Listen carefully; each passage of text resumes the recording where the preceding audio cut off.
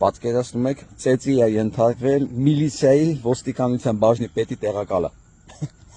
Լֆիկի տարածքի ոստիկանության բաժնի պետի տեղակալը։ Ծեծի է ենթարկվել քննիչների կողմից վարչության պետի վերահսկողության տակ, այսինքն վարչության պետը կանգնել նայել, ոնց են ասենք բաժնի պետի տեղակալին իր քննիչները ծեծում։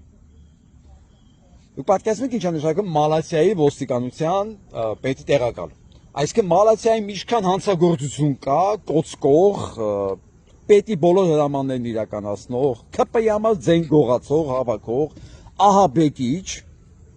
իրանց ճակերտավոր օրենքների շրջանակներում, մեկ էլ այս ամենահզոր տղեն ծեծ աղոտում իր համակարգի քննիչների կողմից։ Ես հիշեցի մի անգամից են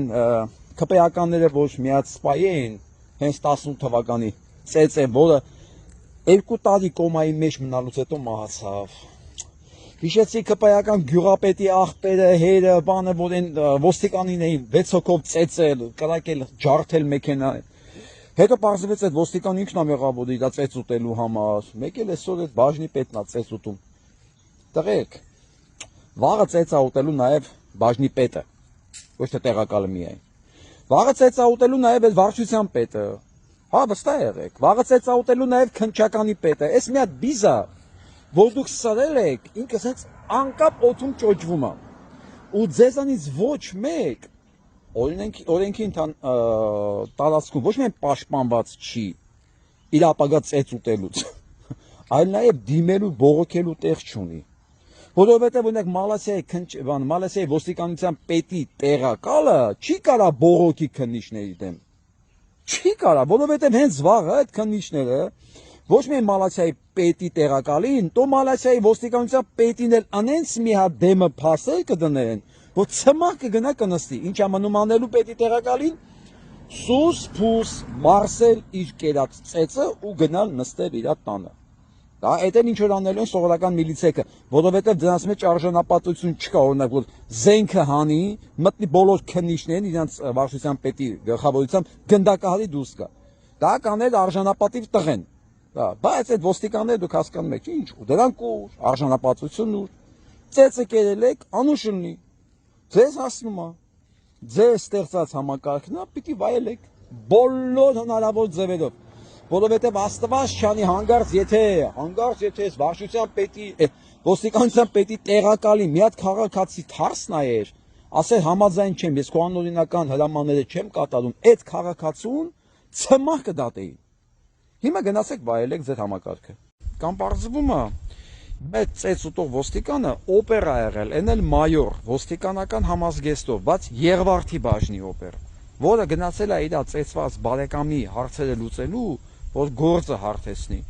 Այն էլ քննիչները մեծահոգաբար տարել են սենյակ,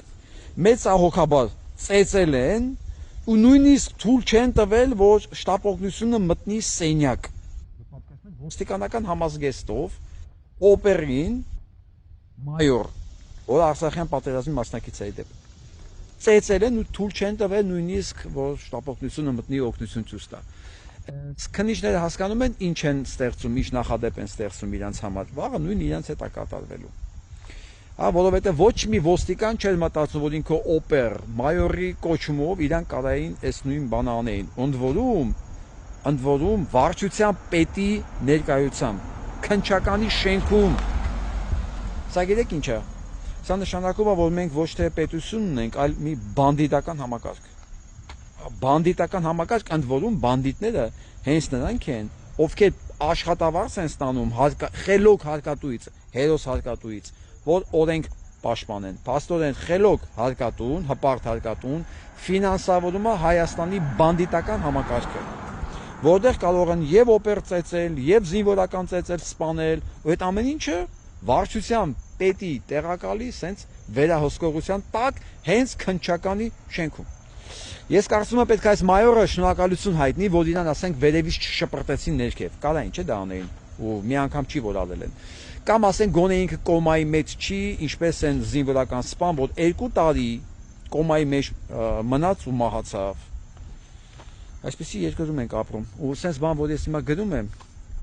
նախորդ եմ ասում, ինչու մի էլի անասուն շերտ կա, ինչ բառ չես կարող ասել էլի,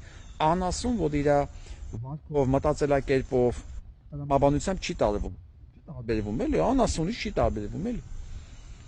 Գնում ասում բա ժամանակի նտես չէր, կամ ուրիշ մի բան արդարացնելու համար։ Դրանց ասելու բան չկա։ Դրանց մի բան կարեք ասեք, կարակ գոնե ձերներդ կտրեք, որ մարդիկ չհասկանան դուք մտավոր որ լեվելի վրա եք մնացել։ Ձեր մտավոր լեվելը դա անասունից չի տարբերվում։ Ամեն անգամ որ դուք դրա մասին գրում եք, հիշացնում եք այդ հանգամանքի մասին, ընդամենը։ Դե հիմա շարունակեք գրել։ Կարծում Հայաստանում չի մնացել որևէ մի adekvat մարդ, որ դեռ հույս ունի, որ Փաշինյան Նիկոլը ինչ-որ բան է պատրաստում անել Հայաստանի Հանրապետության օգտին, սահմանների, տարածքային ամբողջականության եւ այլն։ Հիմա բացառիկ շանս է հայտնվել ընդդիմության համար, որ արդարացնի, որ իր գոյությունը խորհրդարանում դա Նիկոլին ծառայելու համար չի։ Եվ այսպես այսօրվանից խորհրդարանական ընդդիմությունը պետք է լծվի Հայաստանի միջազգային սահմանների ճշտումը միջազգային դատարանում։ Այո, ճիշտ լսեցիք։ Ընդդիմությունը պետք է դիմի միջազգային դատարան, պարզելու համար ի վերջո որտեղով են անցնում Հայաստանի սահմանները, որովհետև Նիկոլ Փաշինյանը օրական մի հատ քարտեզ ձեռը գալու է, ասելով որ օպս, Ալիևը ինձ նոր բան է տվել, նոր խզբզած քարտեզ է տվել, էս էլ է Իրանը, եթե չտան կլինի պատերազմ, որտեղ միջազգայինորեն ճանաչված սահմանները դա են։ Հիմա ընդդիմությունը կարող է բոլորին իրար հետ տանի միջազգային դատարան ու մատ անի այնտեղ, եթե իհարկե ցանկություններն ունեն։ Նորից կրկնեմ,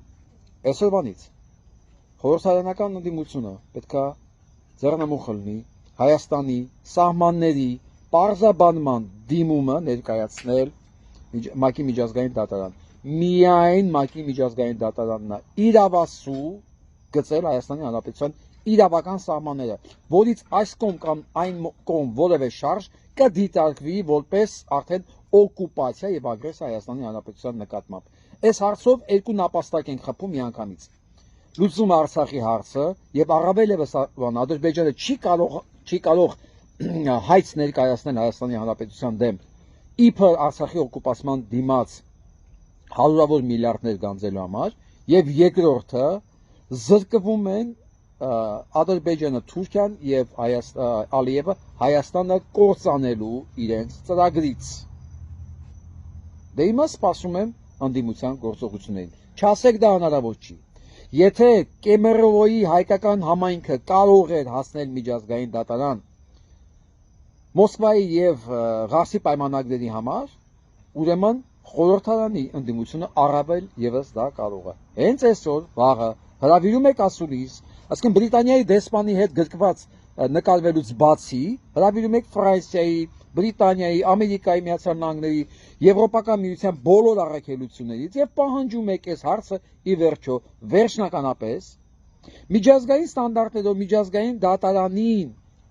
տրված իրավունքներով լուծելու համար։ Այն ժամանակ մենք սիրով կհամաձայնենք բոլոր այն սահմաններին, որը կտա մեզ որպես Հայաստանի սահման միջազգային դատարանը, ու բոլոր հարցերը վերջնականապես կսպառվեն։